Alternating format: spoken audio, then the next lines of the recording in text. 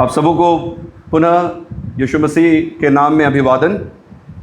मैं आज की इस आराधना के समय में जब हम परमेश्वर के वचन की ओर अपनी आंखों को लगाने जा रहे हैं, आइए हम पहले एक टुकड़ा पढ़ लें परमेश्वर के वचन से, जिस पर आज आप संदेश सुनने जा रहे हैं। पहला कुरिन्थियों और उसका 9वां अध्याय, पहला कुरिन्थियों और उसका 9वां अध्याय। और जितने भी लोग इसे YouTube के माध्यम से देखने जा रहे हैं, आप सबों को ग्लीनिंग्स इन द बाइबल में पुनः आपका स्वागत करना चाहूँगा। और जितने लोग आज हमारे बीच में उपस्थित हैं, उनको भी मैं परमेश्वर यीशु मसीह के नाम में अभिवादन करता हूँ। आइए हम पहला कुरिन्थियों और उसका 9वां अध्याय निकाल लें, और मैं आपके लिए इसे 15वें पद से पढ़ना चाहूँगा। 15वें पद से 18वें पद तक पढ़ूँगा, फिर एक छोटा सा संदेश इन पदों पर देना चाहूँगा, और फिर 19वें पद से फिर हम आगे बढ़ेंगे। उसमें थोड़ा सा हम समय आज खर्च करेंगे। 15वां पद परमेश्वर का वचन है, आइए इसे बड़े ध्यानपूर्वक सुने। परंतु मैं इनमें से कोई भी बात काम में ना लाया, और मैंने ये बातें इसलिए नहीं लिखी कि मेरे लिए ऐसा किया जाए, क्योंकि इससे तो मेरा मरना ही भला है कि कोई मेरे घमंड को व्यर्थ ठहराए। यदि मैं सुसमाचार सुनाऊं तो मेरे लिए कुछ घमंड की बात नहीं, क्योंकि यह तो मेरे लिए अवश्य है। यदि मैं सुसमाचार ना सुनाऊं तो मुझ पर हाय, क्योंकि यदि अपनी इच्छा से यह करता हूं तो मजदूरी मुझे मिलती है, और यदि अपनी इच्छा से नहीं करता तो भी भंडारीपन मुझे सौंपा गया है। तो मेरी कौन सी मजदूरी है? यह कि सुसमाचार सुनने में मैं मसीह का सुसमाचार सुनाने में, ये फिर से मैं पढ़ना चाहूँगा। यह कि सुसमाचार सुनाने में मैं मसीह का सुसमाचार सेंतमेंत कर दूं, यहाँ तक कि सुसमाचार में जो मेरा अधिकार है उसको भी मैं पूरी रीति से काम में ना लाऊं। आइए एक छोटी सी प्रार्थना करें, परमेश्वर की मुख की ओर ताके और परमेश्वर से सहायता मांगे। हमारे अनुग्रहकारी और दयालु परमेश्वर, जिन वचनों को आज अभी इस समय पढ़ा गया है, परमेश्वर आप उन पर दया करें, और दया करके प्रभु जी मुझे बोलने में शक्ति प्रदान करें। हर एक शब्द जो मेरे मुंह से निकले प्रभु जी, वो आपकी महिमा के लिए हो, परमेश्वर के वचन के अनुसार हो, पवित्र आत्मा से दिए गए शब्द हो, ताकि आपके प्रियजन जो आज यहाँ उपस्थित है उन्हें लाभ मिले, वे विश्वास में उन्नति कर सके और नम्र होने पाए, और आत्मजांच के साथ परमेश्वर के निकट आ सके।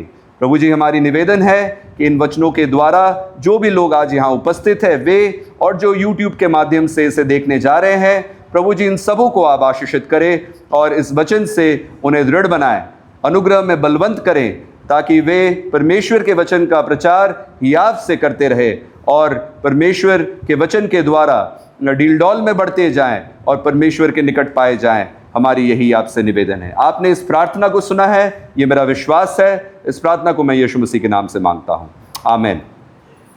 मेरे प्रियो, मैंने इस विषय का नाम रखा था, एक ऐसा चमत्कार जो अनंत काल के लिए बना रहता है। मैंने आपको पिछले दिनों ये कहा था कि कुछ ऐसे चमत्कार होते हैं जो क्षणिक होते हैं प्रभाव के मामले में। चाहे चंगाई की बात करें, चाहे चिन्हों की बात करें, चंगाई जिस पर आती है वो थोड़े समय के बाद हम देखते हैं कि वो चंगाई हट जाती है, क्योंकि हम जानते हैं कि हर एक अस्वस्थ व्यक्ति जब परमेश्वर के अनुग्रह के द्वारा चंगाई प्राप्त करता है, उसके बाद वो फिर बीमार पड़ता है, क्योंकि अंततः उसे उस धूल और मिट्टी में तो मिलना ही है जिससे वो बना है। फिर मैंने कहा कि चिन्ह चमत्कार भी धीरे धीरे क्या हो जाते हैं, कम हो जाते हैं, उसका प्रभाव कम हो जाता है। हम जानते हैं मेरे प्रियो कि हम परमेश्वर के समक्ष इसलिए नहीं आते हैं कि परमेश्वर हमसे ये कहता है कि वो चिन्ह और चमत्कार दिखाएगा, वरन परमेश्वर के पास हम इसलिए जाते हैं क्योंकि हम पापी हैं, और पापी होने के नाते हमें एक क्षमा की आवश्यकता है, और वो क्षमा सिर्फ और सिर्फ परमेश्वर यीशु मसीह के सम्मुख जाने के द्वारा ही हमें प्राप्त हो सकती है। क्योंकि परमेश्वर यीशु मसीह ने लहू बहाया, और उस पवित्र लहू को उन्होंने उस शापित क्रूस पर बहाया जिस पर हमें टंग जाना चाहिए था, पर उन्होंने अपने पिता की आज्ञा मानते हुए हमारे लिए क्रूस पर टंगे, और फिर उन्होंने हमारे लिए अपने लहू को बहाया। और उस लहू के बहाए जाने के द्वारा जो लोग उन पर विश्वास किए, उनको उद्धार की प्राप्ति हुई, उनको लहू से मोल लिया गया। और इसी बात पर मैं एक बात जोड़ना चाहूँगा कि परमेश्वर मेरे प्रियो इस मिरेकल को, ये चमत्कार, जब एक व्यक्ति जो कई दशकों से या तो कई सालों से या कई महीनों से, कई दिनों से जब वो एक पापमय जीवन काट रहा होता है, वो परमेश्वर से दूर होता है, परमेश्वर के वचन के विपरीत चलता है, ऐसे लोग अचानक से उनके जीवन में ऐसा क्या होता है, ऐसी क्या घटना घटती है कि वो अपने जीवन में मानो कि यू टर्न लेते हैं, मानो कि जिस पद में, जिस मार्ग में वो निकले थे, जिस पथ में वो निकले थे, वो चलते चलते वो वापस मुड़ गए और किसी और मार्ग पर चले गए। ऐसे कैसे हो पाता है? हम ये जानते हैं कि ऐसा होना तभी संभव हो पाता है जब परमेश्वर का अनुग्रह उन पर कार्य करता है। और मैं उसी चमत्कार की बात कह रहा हूं। वही चमत्कार एक ऐसा चमत्कार है जो हो सकता है 20 साल से कोई व्यक्ति, अगर किसी स्त्री की बात करें, हो सकता है कि वो अनैतिक जीवन जी रही हो, एक पुरुष अनैतिक जीवन जी रहा हो, या तो हो सकता है कि वो हत्यारा हो, या तो हो सकता है कि वो छल कपट चोरी करता हो। कई प्रकार के लोग पाए जाते हैं। हम अपने जीवन को ताके तो हम पाएंगे कि हमारे में बहुत सी गंदगी पाई जाती थी, त्रुटियां, पाप पाई जाती थी, पर उसके बावजूद भी परमेश्वर ने अपने लहू के द्वारा हमें धोया और फिर एक अद्भुत परिवर्तन हमारे जीवन में आता है। और परिवर्तन के कारण से हम जो 20 साल, 30 साल, 40 साल से पापमय जीवन जी रहे होते हैं, हम अचानक परिवर्तित हो जाते हैं और परमेश्वर, जिस परमेश्वर से हम भागते थे, उसी परमेश्वर की ओर हम खींचे चले जाते हैं। उसी परमेश्वर की ओर हम मेरे प्रियो हमारा रुझान बढ़ जाता है। हम परमेश्वर के वचनों को पढ़ते हैं, हम प्रार्थनाएं करते हैं, मंडलियों में, परमेश्वर के संतों की मंडलियों में हम अपने आप को पाते हैं। हम ये सब कैसे कर पाते हैं? ये वो चमत्कार है जो सुसमाचार के द्वारा लाया जाता है। मेरे प्रियो, ये एक ऐसा चमत्कार है जो बुलाहट का चमत्कार जिसे कहा जा सकता है। मेरे प्रियो, जब यीशु मसीह पृथ्वी पर थे तो उन्होंने 12 प्रेरितों को विशेष रूप से बुलाया। आज भी यद्यपि वे देह में हमारे बीच नहीं हैं, फिर भी वे लोगों को आजीवन मिशनरी सेवा के लिए बुलाते हैं। यह बुलाहट एक रहस्य है अपने आप में। बहुत से लोग मसीह से प्रेम करते हैं, परंतु कुछ ही लोग आप जानते हैं कि विशेष रूप से सुसमाचार प्रचार और इस प्रकार की सेवकाई के लिए बुलाए जाते हैं। एक साधारण व्यक्ति जो मैंने जैसे कि थोड़ी देर पहले कहा कि पापमय जीवन जी रहा होता है, वो अचानक से उसके जीवन में ऐसी परिवर्तन आ जाती है कि वो आजीवन मिशनरी बन जाता है और परमेश्वर के वचनों का प्रचार बिना रोक टोक के, बड़ी हिम्मत के साथ, हियाव के साथ करना चालू कर देता है। मत्ती रचित सुसमाचार के 9वें अध्याय के 38वें पद में हम पढ़ते हैं कि खेत पक चुके हैं और परमेश्वर उस खेत के स्वामी से प्रार्थना करने के लिए कहते हैं। वो कोई और नहीं, वे परमेश्वर आप ही हैं। और परमेश्वर कहते हैं कि उस खेत के पक जाने से मजदूरों की कमी दिखाई देती है और मजदूरों के लिए खेत के स्वामी से प्रार्थना किया जाए। आज हमारी भी वही प्रार्थना रहे। मेरे प्रियो, अधिकांश विश्वासी भेजने और लोगों को भेजने और सहारा देने में विश्वास करते हैं। अगर हम ध्यान दें तो आज अगर कोई आसान सी चीज़ है, इस परिप्रेक्ष्य में, जिस परिप्रेक्ष्य में हम अपने आप को पाते हैं, हम ये देखेंगे कि लोगों के लिए किसी और के पॉकेट में 2000 डालना और बोलना कि जाओ तुम परमेश्वर का कार्य करो, ये ज़्यादा आसान हो गया, क्योंकि इसमें आपके ऊपर सताव नहीं होता, सताव तो उन पर होता है जो जाते हैं। तो मेरे प्रियो, ये एक प्रकार से मैं कहूँगा कहीं ना कहीं हमारी आलस को दिखाता है।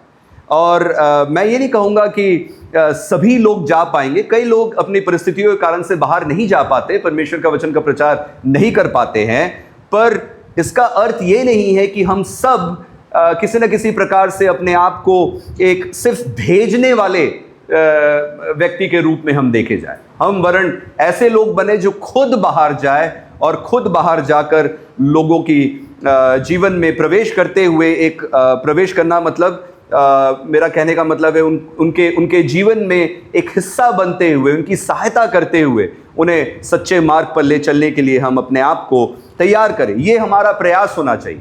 ये अधिकांश विश्वासियों में नहीं पाया जाता है। आजकल कितने कलीसियाओं से कितने जवान निकल रहे हैं जो कहना चाहते हैं कि हम पासबान के जैसा बनना चाहते हैं।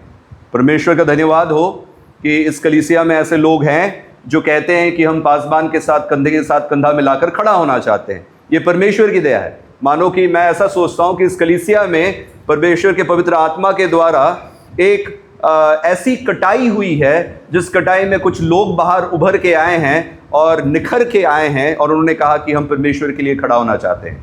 आप अगर देखेंगे इस कलीसिया में हर एक जिम्मेदारी को निभाने के लिए परमेश्वर ने लोगों को दिया है।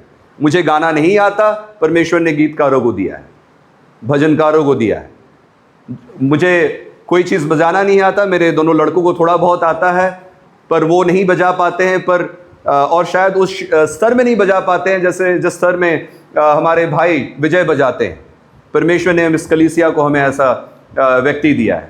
साथ ही साथ प्रचारकों को दिया है, भाई कलित को दिया है, भाई विजय को दिया है, मीरा को दिया है बच्चों के बीच में खड़े होने के लिए, अनीता को दिया है बच्चों के बीच में खड़े होने के लिए, औरतों के बीच में खड़े होने के लिए, राजा को दिया है इस कार्य के इस मिशनरी जो हमारा कार्य है, जो हम कलीसिया के बीच में रहते हुए करते हैं, उस कार्य में जो प्रबंधन का कार्य है, भाई राजा को तैयार परमेश्वर कर रहा है। और भी ऐसे लोग हैं, आप सब जो खड़े हुए हैं और मुझे अलग अलग प्रकार से इस कलीसिया को अलग अलग प्रकार से, चाहे वो आपके उपस्थिति के द्वारा आप सहारा दे, चाहे आप अपने धन के द्वारा हमें सहारा दे, जो आप हर साल, हर महीने, हर सप्ताह जो आप जो दान दशपांश देते हैं, उससे कलीसिया का कार्य हो पाता है।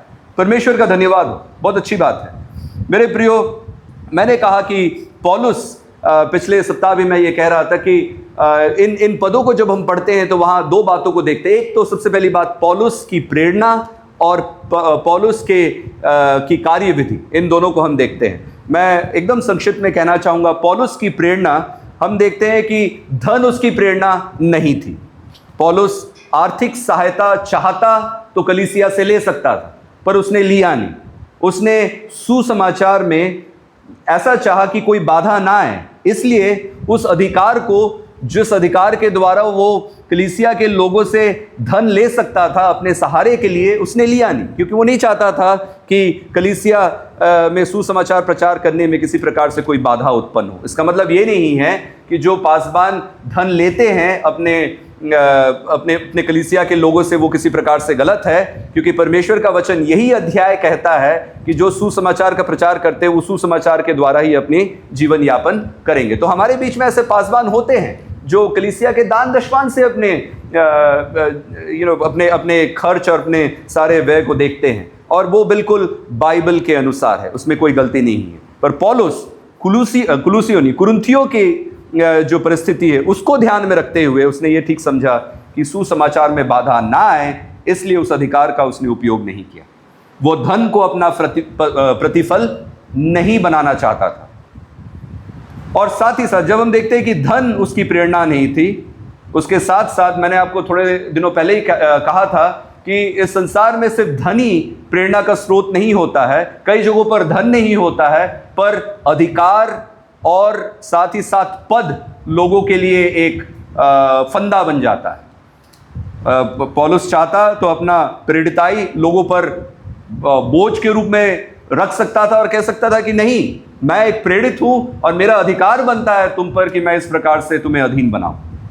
पर हम देखते हैं कि प्रेरित पौलुस प्रेरित होने का अधिकार उन पर नहीं थोपता है, ना ही उस अधिकार के कारण से वो उनसे प्रेम दिखाने में किसी प्रकार की कंजूसी करता है। अधिकार छोड़कर उसने प्रेम को चुना। हमने देखा पिछले सप्ताह भी मैंने प्रचार के दौरान कहा था कि इस बात में ज़्यादा भलाई और इस बात में कहा जा सकता है अनोखापन दिखता है कि कोई व्यक्ति जिसके पास अधिकार हो और जिसके पास सामर्थ हो, जिसके पास पद हो, उन चीज़ों के होने के बावजूद उन चीज़ों का वो इस्तेमाल सामान्य लोग और साधारण लोगों के समक्ष नहीं करता। नम्रता उसमें है, उसमें अनुग्रह है। मैंने कहा कि हम में से कई लोग हम ये कहते हैं कि हम नम्र हैं, पर क्या नम्रता आपके लिए मजबूरी है? कहने का मतलब ये तो नहीं कि आप इसलिए विनम्रता दिखाते हैं क्योंकि आप ऐसे ही संसार और समाज में दबे हुए लोगों में से आते हैं। आपको खुद को ये लगता है, हालांकि शायद संसार और समाज ना कर रहा हो, पर आपके मन में ये लगता है कि आप किसी न किसी तरीके से एक न्यूनतम जीवन जी रहे हैं, आपके पास कमाई की कमी है, और इस कारण से आपको लगता है कि आप संसार में, समाज में एक छोटे दृष्टि से देखे जाते हैं। और उस समय अगर आप विनम्रता दिखाए तो वो तो आपकी मजबूरी बन गई। एक विनम्रता उस बात में दिखाई देगी कि आपके पास जब पद है, प्रतिष्ठा है, उसके बावजूद आप उस अधिकार और उस सामर्थ्य का इस्तेमाल नहीं करते। और ये हर घर में हो सकता है। हर घर में ये बात कही जा सकती है कि हमारे घर में कहीं ना कहीं, किसी न किसी प्रकार से, हम में सब में किसी न किसी प्रकार से कोई ना कोई अधिकार हम रखते हैं। कहीं उस अधिकार का गलत प्रयोग तो नहीं हो रहा, या उस अधिकार को हम मेरे प्रियो प्रेम को चुनकर हम अधिकार का बोझ लोगों पर नहीं डालना चाहते। मेरे जीवन में कई सारी गलतियां होती हैं इन सब क्षेत्रों में। परमेश्वर मुझे दया के साथ क्षमा करते आया है। तो हमने देखा धन उसकी प्रेरणा नहीं थी, अधिकार या प्रभुत्व उसकी प्रेरणा नहीं थी। उसकी प्रेरणा थी क्या? हमने देखा सुसमाचार का आनंद उसकी प्रेरणा थी। उसने ये कहा कि मुझ पर, ये जैसा कि ये वचन कहता है, यदि मैं सुसमाचार, 16वां पद, 9वां अध्याय, 1 कुरिन्थियों, यदि मैं सुसमाचार सुनाऊं तो मेरे लिए कुछ घमंड की बात नहीं, क्योंकि यह तो मेरे लिए अवश्य है। यदि मैं सुसमाचार ना सुनाऊं तो मुझ पर हाय। ये अवश्य था कि वो सुसमाचार सुनाए। तो उसका प्रतिफल मेरे प्रियो ये था, वह बड़ा अद्भुत लगता है मुझे, उसका प्रतिफल ये था कि वो सुसमाचार को बिना किसी स्वार्थ के निःशुल्क लोगों को सुनाए। उसका प्रतिफल ये था, वह मसीह के असीम मूल्य को अपने जीवन से प्रकट करना चाहता था। इस बात को फिर से सुनेंगे। उसका प्रेरणा यह था कि वो मसीह के असीम मूल्य को अपने जीवन से प्रकट कर सके। ये उसका प्रतिफल था। उसका प्रतिफल और क्या था? उसका प्रतिफल यह भी था मेरे प्रियो कि लोग जीते जा सके सुसमाचार के प्रचार के द्वारा। मैंने आपको पिछले सप्ताह कहा कि 5 बार इसी बात को वो कहता है, पर अलग अलग शब्दों में कहता है। 19वें पद से हम देखेंगे, लिखा है, क्योंकि सबसे स्वतंत्र होने पर भी मैंने अपने आप को सबका दास बना दिया कि अधिक लोगों को खींच लाऊं। लोग, मैं यहूदियों के लिए यहूदी बना कि यहूदियों को खींच लाऊं।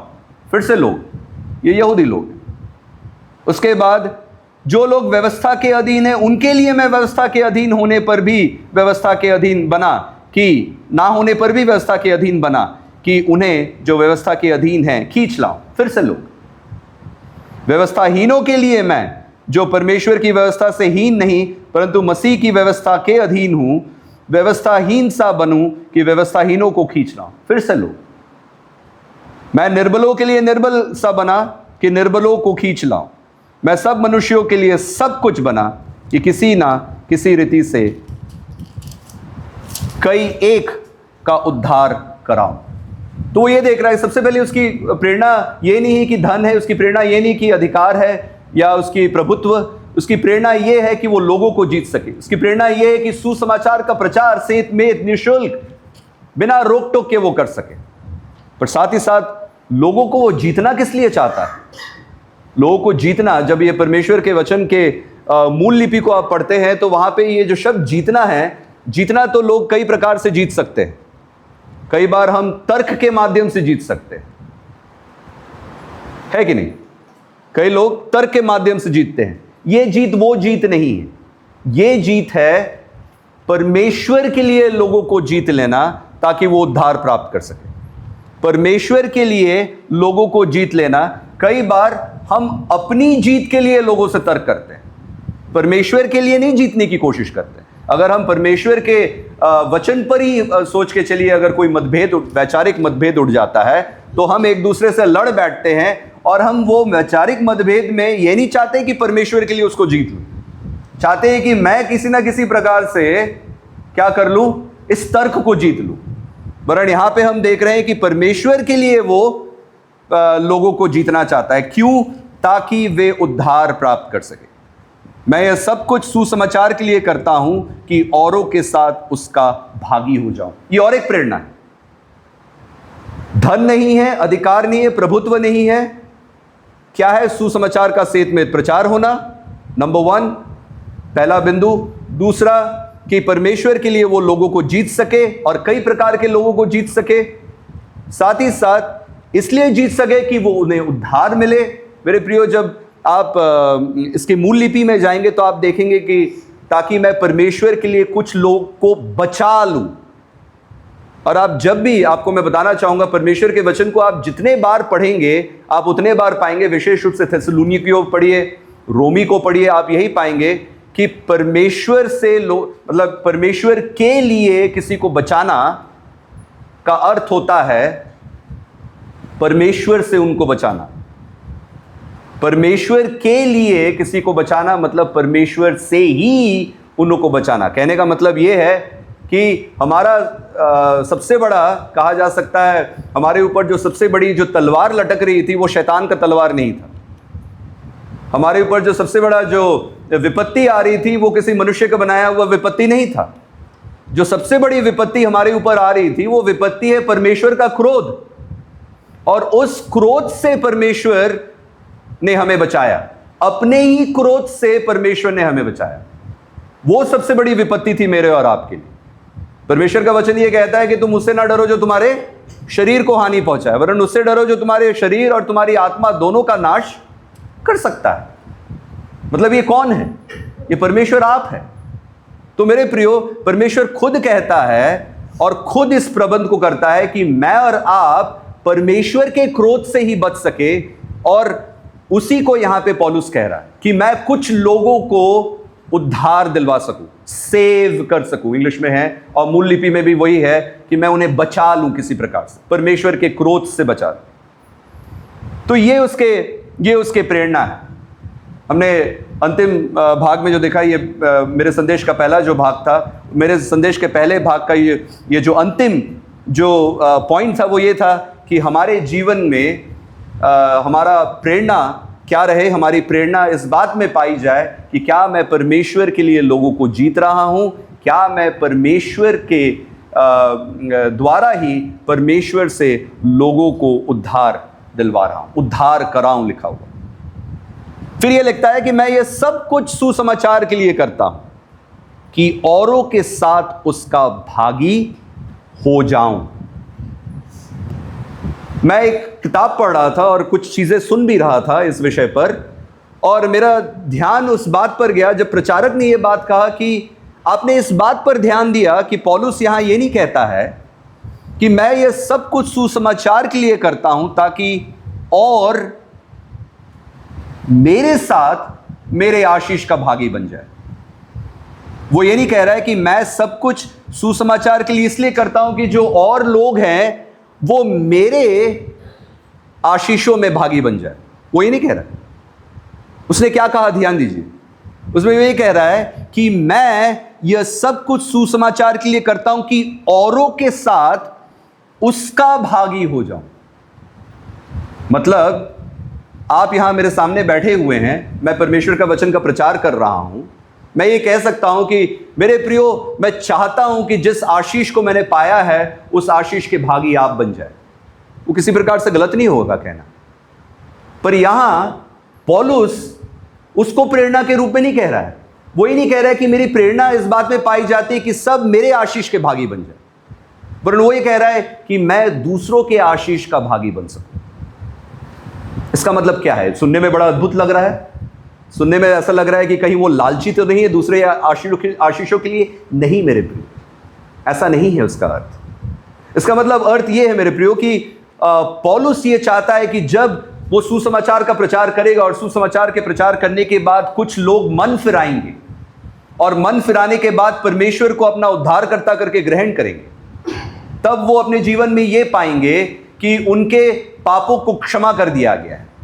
और ना ही सिर्फ पापों को क्षमा किया गया है, ना ही सिर्फ उन्हें एक परमेश्वर की सृष्टि के रूप में देखा जा रहा है, पर साथ ही साथ परमेश्वर उन्हें धर्मी भी ठहरा रहा है। याद रखिए, पाप क्षमा होना इसका मतलब यह नहीं होता कि आप धर्मी ठहरा दिए गए।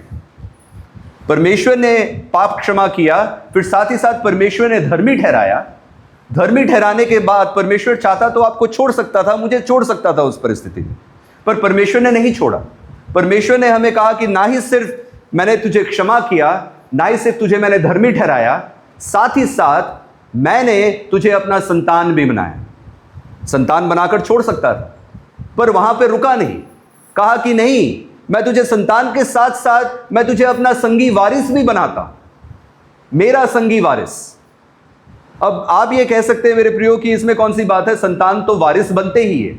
नहीं, जरूरी नहीं है। अगर आप देखेंगे मेरे प्रियो कि हम सब स्वाभाविक रीति से परमेश्वर के संतान नहीं थे। परमेश्वर का वचन कहता है कि हम क्रोध के संतान हैं।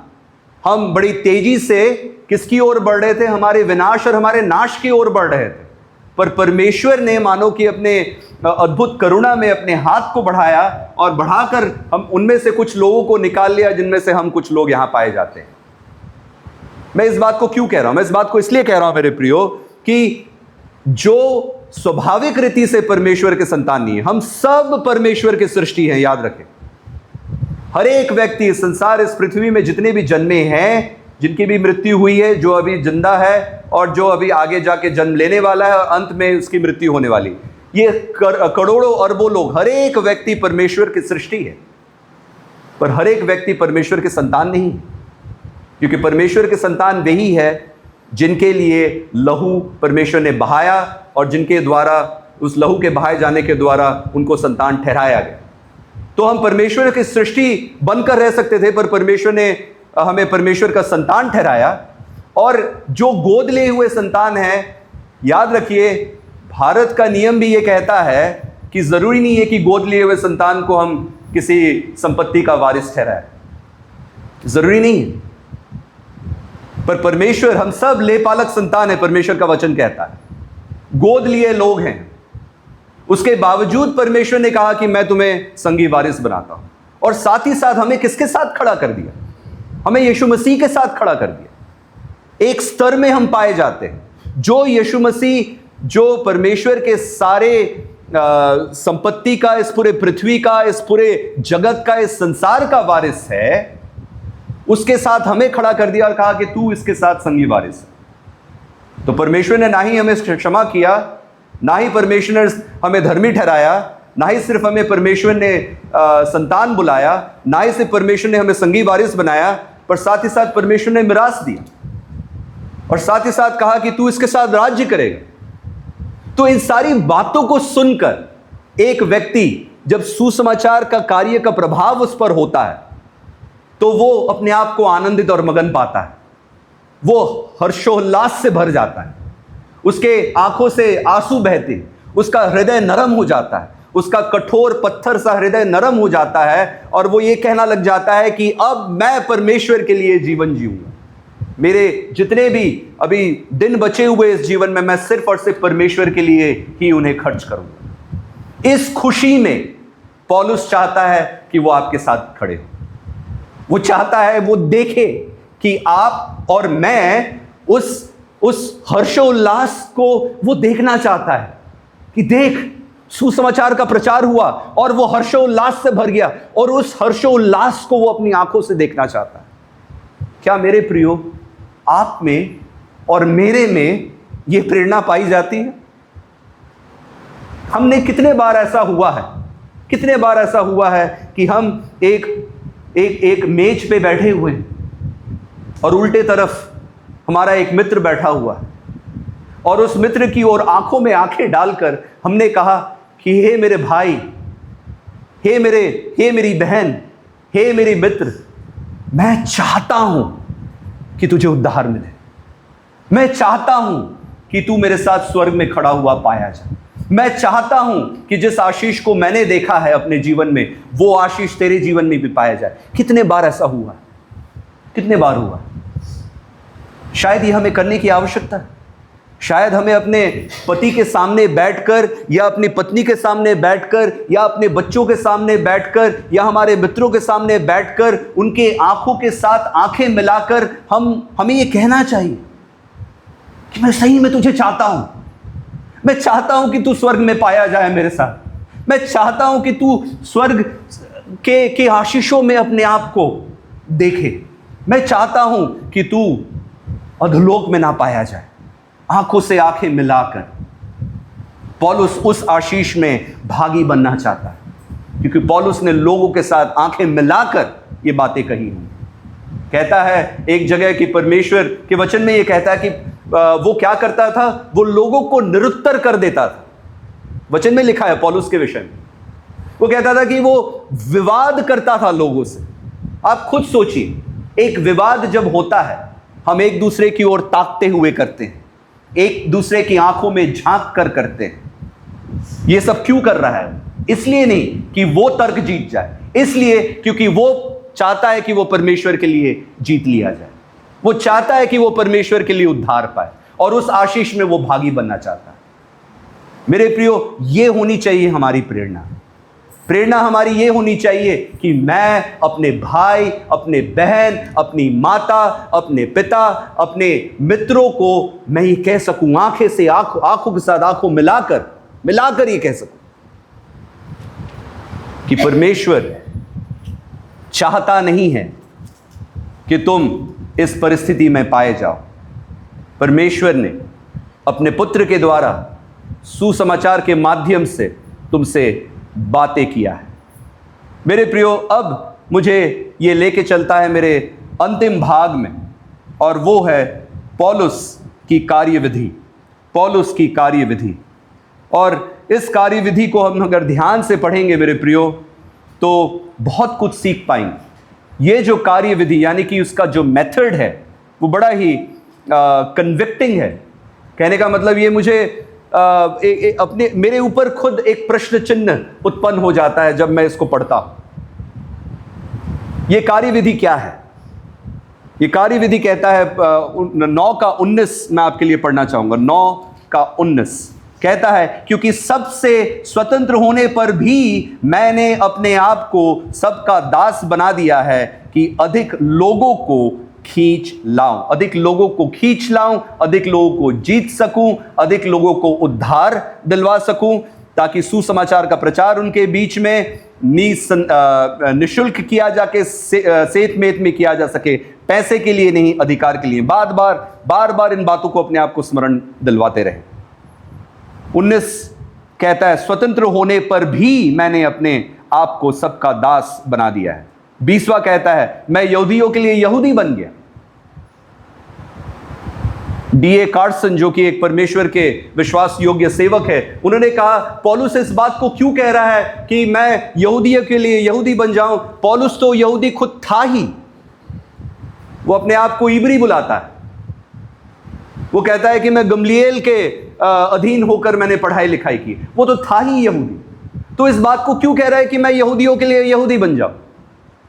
एक प्रश्न है जिसे मुझे अपने आप को और आपको और सबको पूछना चाहिए। वो क्यों कह रहा है? जैसे मैं इस प्रकार से देखूं कि मैं एक बंगाली व्यक्ति हूं, मैं बंगालियों के लिए बंगाली बन जाऊं, मैं कहूंगा क्या? बड़ा अद्भुत लगेगा सुनने में, मैं तो बंगाली हूं ही। तो वो ये कह रहा है कि मैं एक यहूदी के लिए यहूदी बन जाऊं, जबकि वो यहूदी है ही। इसका उत्तर आपको आगे जाके मिलेगा। 9 के 22 में कहता है कि मैं सब लोगों के लिए सब कुछ बन जाता हूं, निर्बलों के लिए निर्बल बन जाता हूं। वो क्या कह रहा है? उसने अपने अधिकार को छोड़कर सेवा को अपनाया। वो सबका दास बनना चाहता है, वो सबके समान बनना चाहता है। यहूदियों के लिए यहूदी के समान बनना चाहता है, व्यवस्था के बाहर वालों के लिए उनके समान बनना चाहता है, निर्बलों के लिए निर्बल बनना चाहता है। इसका मतलब ये नहीं है मेरे प्रियो कि वो किसी प्रकार से समझौता कर रहा है। इसका मतलब ये नहीं है कि जब वो किसी व्यक्ति के लिए उसी प्रकार का बनने की कोशिश कर रहा है, इसका मतलब ये नहीं है कि वो किसी प्रकार से परमेश्वर के पवित्र शास्त्र, परमेश्वर के सिखाए हुए नियम के साथ वो क्या कर रहा है? समझौता कर रहा है। ऐसा नहीं है, बल्कि वो प्रेम में ढल जाना चाहता है। ये सब क्यों? मैंने आपको कहा कि यहूदी होने के बाद भी वो क्यों कहता है कि वो यहूदी बन जाता है। इसका कारण यह है मेरे प्रियो, क्योंकि जैसे ही हम यीशु मसीह में सुसमाचार के द्वारा अपने आप को पाते हैं, जैसे ही हम यीशु मसीह के द्वारा संतान बन जाते हैं, ले पालक संतान बनने के बाद संगी वारिस बन जाते हैं, हम उसी समय मेरे प्रियो हमारी पहचान नई बन जाती है। परमेश्वर का वचन कहता है कि हम नई सृष्टि बन जाते हैं। परमेश्वर का वचन कहता है कि हम यीशु मसीह में स्वर्गीय स्थानों में पाए जाते हैं। परमेश्वर का वचन ये कहता है कि हम परमेश्वर के वचन के अधीन बनते हुए आगे आने वाले समय में नए यरूशलेम में हम क्या, जब परमेश्वर की द्वितीय आगमन हो जाएगी, नए यरूशलेम की जब स्थापना हो जाएगी, उस समय हम क्या होंगे? हम परमेश्वर के साथ राज करेंगे। हम एक नई सृष्टि बन जाते हैं मेरे प्रिय। और ये नई सृष्टि का अर्थ होता है तब हम और इस पृथ्वी के नागरिक बन के नहीं रह जाते। ये नई पहचान हमें स्वर्ग का नागरिक बना देता है। उस गीत को गाते हैं जिस गीत को हम लोग कई बार गाए हैं और बहुत ही मधुर गीत है। हम विश्वास से उस देश की ओर देखते हैं। उस देश के नागरिक हैं हम। उस देश के लिए हमें नई सृष्टि बनाया गया है। जैसे ही मेरे प्रियो हम उस नागरिकता को प्राप्त कर लेते हैं, बाकी सारी चीजें जीवन में द्वितीय हो जाता है। तब मैं बंगाली हूं कि मैं तेलुगु हूं कि मैं छत्तीसगढ़ी हूं, यह मायने नहीं रखता। मायने यह रखता है कि मैं उड़िया हूं। नहीं, ऑफ कोर्स नहीं, थोड़ी कॉमेडी भी होनी चाहिए ना। यह मायने नहीं रखता कि मैं उड़िया हूं कि मैं बंगाली हूं कि मैं छत्तीसगढ़ी हूं कि मैं तेलुगु हूं। मायने यह रखता है कि क्या मैं स्वर्ग का नागरिक हूं कि नहीं। और स्वर्ग के नागरिक मेरे प्रियो मसीह में नई सृष्टि बन गए। उनकी जाति, उनके राष्ट्र, उनकी संस्कृति सब द्वितीय बन जाती। और इसी कारण से आपने ध्यान भी दिया होगा कि हमारे बीच या दूसरों के बीच में अलग अलग राष्ट्रों से जब लोग आते हैं, चाहे वो चीन के हो, चाहे वो अमेरिका के हो, चाहे वो संयुक्त राष्ट्र के हो, चाहे वो ब्राज़ील के हो, चाहे वो पेरू के हो, चाहे वो पैराग्वे के हो, जहां से भी हो, जैसे ही अगर वे परमेश्वर के संतान हैं, जैसे ही सुनते हैं कि अरे आप हमारे इंडियन भाई आप परमेश्वर में पाए जाते हैं, तुरंत उनका हृदय नरम हो जाता है। वो कहते हैं आप विश्वासी हैं। वो नहीं कहते कि आर यू एन इंडियन, नहीं पूछते क्या तुम भारतीय हो, नहीं पूछा जाता। पूछा जाता है कि क्या आप विश्वासी हैं। और फिर जैसे ही आप हाँ उत्तर देते हैं, वो फासले हट जाते हैं। मेरे प्रियो, मैं कुछ दिनों पहले अभी हैदराबाद में था और हैदराबाद की जो आखिरी दिन की जो मीटिंग थी उसमें किसी ने मैं आगे बैठा करता था, उस स्थान को किसी और ने ले लिया। चलो कोई बात नहीं, वो स्थान उसका उस दिन के लिए था, तो मैं पीछे बैठा हुआ था। और अच्छा हुआ, मैं आपको बताना चाहूँगा, अच्छा हुआ कि मैं उस दिन पीछे बैठा हुआ था। देखिए परमेश्वर का अद्भुत प्रबंध कि अगर मैं उस दिन सामने बैठा रहता तो इस व्यक्ति के साथ मेरी मुलाकात ही नहीं होती। मैं लाख कोशिश करने के बाद मैं जाता, अपने बैग को सामने रख के आता, फिर भी कोई बैग को हटाता और वहां बैठ जाता, और मैं फिर वापस आके बैठ जाता पीछे। यह हुआ इसलिए क्योंकि कुछ देर के बाद एक 6 फुट 4 इंच का व्यक्ति आके मेरे बाजू में बैठा। मैं आपको कह रहा हूं, ये 6 फुट 4 इंच 5 फुट 10 इंच वाला व्यक्ति नहीं है, सही में 6 फुट 4 इंच का है। उस व्यक्ति को आप छत्तीसगढ़ में देखेंगे क्योंकि हमारी बहुत अच्छी मित्रता हो गई। उसका नाम है डिक डी जोन्स। वो आए और वो बैठे और उन्होंने मुझे देखा, मैंने उनको देखा, और मैंने शिष्टाचार के अनुसार उनकी ओर एक मुस्कुराता हुआ चेहरा बनाया। उन्होंने भी बनाया। उनकी नाक बहुत लंबी सी थी और खुद भी बहुत लंबे चौड़े थे, पर छोटे छोटे पैंट्स पहन के आए थे। तो मैं देख रहा था बार बार, ये कैसे आ गए हैं ये। फिर उसके बाद हुआ ये कि मेरा नाम लिया गया। मुझे किसी कारण से, परमेश्वर के अनुग्रह के कारण से, मुझे सम्मानित किया जाने वाला था वहाँ, जिसका एक फ़ोटोग्राफ मैंने आपको भेजा था। तो मुझे स्टेज पर बुलाया गया सम्मानित करने के लिए। तो उस दौरान ये बताया गया कि मैं छत्तीसगढ़ में सेवा देता हूँ। जब मैं वापस आया और अपनी जगह पर बैठा तो तुरंत वो व्यक्ति मेरे ऊपर नहीं, मेरी तरफ खिंच के आ गया और वो आकर मुझसे हाथ मिलाया, बोले आप ब्रदर आप, और बहुत अच्छी अंग्रेजी बोल रहे थे क्योंकि वो गोरे चिट्टे व्यक्ति थे, आप छत्तीसगढ़ में सेवा देते हैं? बोला हाँ मैं छत्तीसगढ़ में सेवा देता हूं। और उसके बाद हमारे बीच में एक बहुत अच्छी एक वार्तालाप हुई और जब मीटिंग समाप्त हो गई, मैं उस वार्तालाप का डिटेल्स यहाँ पे नहीं दे सकता, वार्तालाप होने के बाद जब मैं खड़ा हुआ तब वो आए और मेरे साथ गले मिले। एक बड़ा अद्भुत सा समय था वो। मैं कुड़कुड़ा रहा था उसके पहले कि मैं आगे क्यों नहीं बैठ पा रहा हूं, पर ऐसा होना था कि मैं उस व्यक्ति के साथ मेरी इस प्रकार से मुलाकात हो। आप में से कुछ लोग जानते होंगे, मेरे एक बहुत अच्छे प्रिय मित्र हैं, उनका पूरा नाम नहीं लूँगा, जिनका नाम रवि है। आज उनके साथ विशाखापट्टनम में इस भाई की भेंट होने वाली। अद्भुत अद्भुत। क्यों? क्योंकि मेरे कारण से ये एक नया नेटवर्क उनका खुल गया। मैं इस बात को क्यों कह रहा हूं मेरे प्रियो? इस बात को मैं इसलिए कह रहा हूं क्योंकि उस क्षण में ऐसा लगा कि वो भले 6 फुट 4 इंच के होंगे और बहुत ज्यादा वे गोरे थे, और मैं उनको कह रहा था कि आप बीमार हैं क्या? तो वो हंसने लगे। क्यों क्यों कह रहे हैं आप? बोला आप इतने सफेद क्यों, खून वून नहीं है क्या शरीर में? तो वो हंसने लग गए और उनको थोड़ी बहुत तेलुगु भी आती है, बताइए। तो जब हम परमेश्वर में पाए जाते हैं मेरे प्रियो, परमेश्वर में ऐसा होता है कि हम एक नई सृष्टि बन जाते हैं। मायने नहीं रखता कि हम किस क्षेत्र से आए हैं, मायने ये नहीं रखता कि हम कौन सी भाषा बोलते हैं, मायने ये नहीं रखता कि हम घर में क्या खाते हैं और क्या नहीं खाते, मायने ये नहीं रखता कि मैं कैसे कपड़े पहनता हूं और आप कैसे कपड़े पहनते हैं, मायने ये नहीं रखता कि आप कौन सी भाषा बोलते हैं और मैं कौन सी भाषा बोलता हूं। हो सकता है कि मेरी भाषा कटाक्ष लगे, मेरी भाषा गलत लगे, आपकी भाषा ज्यादा मधुर हो, पर मायने नहीं रखता ये सारी बातें, क्योंकि हम सब परमेश्वर में नए सृष्टि बन गए हैं। जाति, राष्ट्र, संस्कृति सब द्वितीय बन गई है।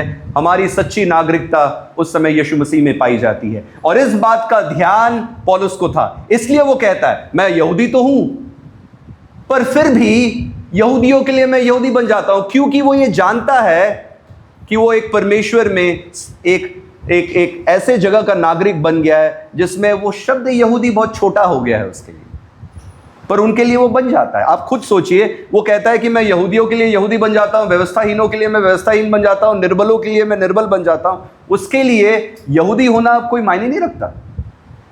वो एक ही श्वास में निर्बल शब्द के साथ यहूदी शब्द का इस्तेमाल कर रहा है, वो एक ही श्वास के साथ यहूदी शब्द के साथ वो व्यवस्थाहीन शब्द का भी इस्तेमाल कर रहा है, इसलिए मायने नहीं रखता। मेरे प्रियो, जब हम यीशु मसीह में आ जाते हैं, और इस बात को बड़े ध्यान से सुने, कहीं ऐसा ना हो कलीसिया बढ़ते बढ़ते हम छत्तीसगढ़िया भाई, हम सिर्फ छत्तीसगढ़िया लोगों के बीच में ही सीमित रह जाए, और हम बंगाली लोग सिर्फ बंगालियों में सीमित रह जाए, हम उड़िया भाई लोग सिर्फ उड़िया में सीमित रह जाए। हमारे लिए ये महत्वपूर्ण है मेरे प्रियो कि हम क्रॉस कल्चरल बने। यही है सुंदरता परमेश्वर में आने। क्रॉस कल्चरल बनना मतलब मैं आपके कल्चर को सराहूं और आप मेरे कल्चर की सराहना करें, पर बिना समझौता के। आपकी संस्कृति की जब मैं सराहना करूं, ऐसा ना करूं कि उस संस्कृति की सराहना करते हो मैंने पाप की भी सराहना कर ली, क्योंकि ऐसे कई सारी चीजें होती हैं जो हमारे संस्कृति में पाप में पाए जाते हो सकती है, क्योंकि संस्कृति तो मनुष्य ने बनाया है। तो मेरे प्रियो, हमें यह ध्यान देना है कि हम उस संस्कृति में अपने आप को पाते हैं, तो संस्कृति के हमें हिस्सा बनना है, पर उस संस्कृति की कुछ चुनौती भी देते रहने। वही पौलुस करता था। You are always challenging that culture and you are always adapting to that culture. मतलब अब उस संस्कृति के अनुसार आप क्या होते जा रहे हैं, ढलते जा रहे हैं, और उसी संस्कृति के अनुसार मेरे प्रियो, आप परमेश्वर के वचन को ध्यान में रखते हुए उस संस्कृति को चुनौती भी दे रहे हैं, ताकि कोई चीज पाप में आपके और मेरे बीच में ना आए। संस्कृति को पार करने की सिद्धांत पौलुस यहां सिखा रहा है। ये मुझे मेरे अंतिम बिंदु में ले आता है। मिशनरी या परमेश्वर के सेवक अपने देश के प्रतिनिधि बनकर कार्य नहीं करते हैं, बल्कि मसीह के राज्य का दूत बनकर कार्य करते हैं। ध्यान दिया आपने? आप देखिए, मिशनरीज का कार्य ये नहीं है कि वो अपने देश के या अपने राज्य के क्या बने, एम्बेसडर या दूत बने। वे मसीह के राज्य का दूत बनकर कार्य करते हैं। उद्देश्य उनका यह नहीं होता कि वो अपने संस्कृति को फैलाए, बल्कि स्वर्ग के राज्य को केंद्र बिंदु स्थापित करने के लिए वे कार्य करते हैं। मेरा काम किसी को बंगाली बनाना नहीं, ना आपका काम किसी को उड़िया बनाना है। हमारा काम है परमेश्वर के राज्य को केंद्र बिंदु के रूप में लोगों के बीच में स्थापित करना। यह है एक मिशनरी का, एक परमेश्वर के सेवक का जिम्मेदारी। हमें जिस संस्कृति में रहते हैं, हमें उसमें ढलना भी है और आप आवश्यकता पड़ने पर उसे चुनौती भी देनी। हमें निरंतर यह कार्य करते रहना है। मेरे प्रियो, परमेश्वर के लोग जब इस कार्य के लिए बुलाए जाते हैं, तब परमेश्वर के उस कार्य के अनुसार वे जब आगे बढ़ते हैं, अपने पांव को बढ़ाते हैं, तो परमेश्वर उसे एक चमत्कार के साथ अनुग्रहित करता है। वो चमत्कार ये होगा जब मैं और आप अपने आप को इन कार्यों के लिए परमेश्वर के हाथों में अपने आप को सौंप देंगे, क्योंकि आप परमेश्वर के राज्य को केंद्र बिंदु के रूप में स्थापित करने जा रहे हैं। परमेश्वर उस कार्य को जरूर आशीषित करेगा। और आप ये पाएंगे कि जैसा जैसा, याद रखिए, थोड़े दिन पहले मैं इस बात को कह रहा था कि परमेश्वर ने हमें अपने स्वरूप में बनाया है, सिर्फ इसी मामले में नहीं कि हम सोच सकते हैं, समझ सकते हैं, विचार कर सकते हैं, चर्चा कर सकते हैं, संगति कर सकते हैं, प्रेम करते हैं, दया करते हैं, कृपा दिखाते हैं, इसी मामले में नहीं, पर हम ये भी है कि हम परमेश्वर का छाप अपने ऊपर लिए चलते हैं। परमेश्वर का पवित्र आत्मा हमें दिया गया है। परमेश्वर की मनसा को हम परमेश्वर की पवित्र आत्मा के द्वारा, परमेश्वर के वचन के आधार पर हम समझ पाते हैं। अब हमारी ये जिम्मेदारी बनती है कि ऐसे लोग अलग अलग स्थानों पर पाए जाएं। तब मेरा और आपका सुसमाचार का आनंद बढ़ता जाए। जब हम लोगों के आंखों में आंखें डालकर ये कहेंगे कि मुझे तुम चाहिए, तुम्हें मैं चाहता हूं इस कार्य के लिए, इस राज्य में तुम्हारा प्रवेश हो सके। और जब वे अपने आप को देख पाएंगे कि वो क्षमा प्राप्त कर चुके हैं, लेपालक संतान बने हैं, संगी वारिस बने हैं, तब मेरे प्रियो वो धन एक प्रतिफल के रूप में आप एंजॉय कर पाएंगे, उसका आनंद उठा पाएंगे, क्योंकि उस उद्धार पाए हुए व्यक्ति के द्वारा आप आनंदित होंगे। मसीह में हमारी पहचान हमें संस्कृतियों को पार करने के योग्य बना देता है। ये मसीह, थोड़े दिन पहले ही हमारे भाई विजय इस बात का प्रचार कर रहे थे कि हमारी पहचान मसीह में है। उसके पहले मैं प्रचार कर रहा था, व्यवस्था विवरण 4 अध्याय से मैंने प्रचार किया था कि यहोवा परमेश्वर ही हमारा परमेश्वर, वही हमारा मूल है, वही हमारा नींव है। यीशु मसीह हमारी धड़कन है। इन चीजों को जब मैं और आप ग्रहण करते तो हम ये कह सकते हैं कि मसीह में समर्थ होते हुए हम संस्कृतियों को पार करने के योग्य बना दिए गए। ये सारी बातें क्यों? क्योंकि मिशन का, मेरे प्रियो, एक ही उद्देश्य है, और वो क्या है? मिशन का उद्देश्य, मिशन बोलते ही लोग समझ वैसे कोई संस्था होगी। हर एक कलीसिया अपने आप में एक मिशन, और मिशन का उद्देश्य क्या है, बता सकता है कोई? मिशन का उद्देश्य, हम प्राय सबसे पहले क्या बोल जाते हैं, मिशन का उद्देश्य यह है कि लोगों को हम जीत सके। सबसे पहला है मिशन का उद्देश्य कि हम अपने जैसे और लोगों को तैयार कर सके जो खड़े होकर आत्मा और सच्चाई में परमेश्वर की आराधना और स्तुति करें। यह है प्रथम उद्देश्य, वर्शिपर्स ऑफ गॉड। यह हमारा है मिशन, आपका, मेरा, कलीसिया का, पूरे सार्वलौकिक कलीसिया का। मिशन का उद्देश्य है मसीह की महिमा प्रकट हो सके।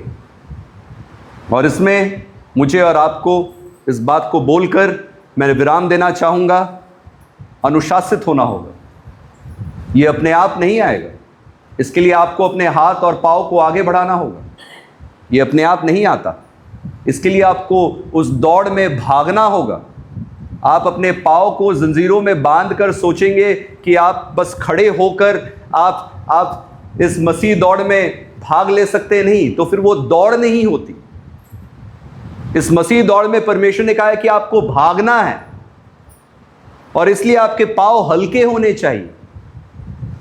इसलिए मेरे प्रियो, आपको और मुझे इसमें अनुशासित होना है, ताकि इसमें हम दौड़े और दूसरों को भी साथ लेके दौड़े, और जब वो जीते तो हम भी उनके साथ खुशियां मनाएं। जब वो जीते हम उनके साथ खुशी मनाएं। जैसे हमारे बच्चे जब दौड़ में दौड़ लगाते हैं और वो प्रथम पुरस्कार जीत लेते तो हम सब खुशी होते, वैसे ही हमारे साथ भी होना चाहिए जब कोई व्यक्ति परमेश्वर को ग्रहण करे। और इस बात के लिए वो अपने आप को यह भी कह देता है कि मैं अपने देह को मारता हूं, कुटता हूं, कूटता हूं, ताकि मैं उसको अपने वश में ला सकूं। इन सारी चीजों के लिए, किन चीजों के लिए? ताकि लोगों को मैं जीत लूं। मैं कूटता हूं, अपने आप को मारता हूं, ऐसा कहता है मानो कि वश में लाने की कोशिश करता हूं। मेरे प्रियो, याद रखें, मसीह अब हमारी सबसे गहरी पहचान है। धन और अधिकार और प्रभुत्व का आकर्षण हमारे जीवन में कम होता जाना चाहिए। धन, अधिकार और प्रभुत्व, बड़ा ही मजा आता है। इसके प्रति प्रेम धीरे धीरे धीरे धीरे कम होते जाना चाहिए। उसके प्रति हम आकर्षित ना होए, परंतु लोगों के उद्धार को हम अपना प्रतिफल मानें और सुसमाचार का आनंद हमें बांटने को प्रेरित हम करते रहें अपने आप को। ये प्रश्न के साथ इस वचन को मैं विराम देना चाहूँगा। क्या हम केवल सुसमाचार के लाभार्थी बने हुए बैठे हैं, या हम सुसमाचार के वाहक भी हैं? क्या मैं और आप सिर्फ सुसमाचार के लाभ को प्राप्त करके अपने आप को शांत बनाकर बैठे हैं, कि हम अब उस सुसमाचार के वाहक बन गए हैं? इस संदेश के बाद शायद हम में से किसी भी व्यक्ति को शांत बैठना नहीं आना चाहिए। हमें परमेश्वर के प्रेम को लोगों को व्यक्त करना है, सुसमाचार को सेत मेत में बांटना है, ताकि लोग जीते जा सके, ताकि लोगों को क्षमा प्राप्ति हो सके, ताकि वे संतान बन सके परमेश्वर के, ताकि वे संगी वारिस बन सके। यदि प्रभु आज आपके हृदय में ये जो शब्द अवश्य, उस शब्द को आपके जीवन में इस समय उत्पन्न कर रहा है, क्या लिखा है? ये अवश्य है कि मैं सुसमाचार का प्रचार करूं। अगर वो शब्द अवश्य आज मैं और आप भूल जाएंगे तो कल फिर अपने आप को ठंडा पाएंगे। प्रार्थना करें कि मैं और आप उस शब्द को थामे रखें और कह सके, हे परमेश्वर, वो शब्द का भार मेरे हृदय से कभी ना दूर हो। क्या आज आप कहेंगे, हे प्रभु, मैं यहां हूं, मुझे भेज। हे प्रभु, कह, तेरा दास सुनता है। इन दो वचनों को आपके समक्ष रखता हूं। हे प्रभु, कह, तेरा दास सुनता है, और हे प्रभु मैं उपलब्ध हूँ, मुझे भेज। और हे प्रभु अवश्य ऐसा हो कि मैं सुसमाचार को सेत मेत में प्रचार करने वाला बन सकूं, ताकि मैं लोगों को जीत सकूं, उन्हें उद्धार दिलवा सकूं और उन्हें क्या करवा सकूं, बचा सकूं आपके क्रोध से। परमेश्वर यीशु मसीह में आप सबको मैं अभिवादन करता हूं। आमीन।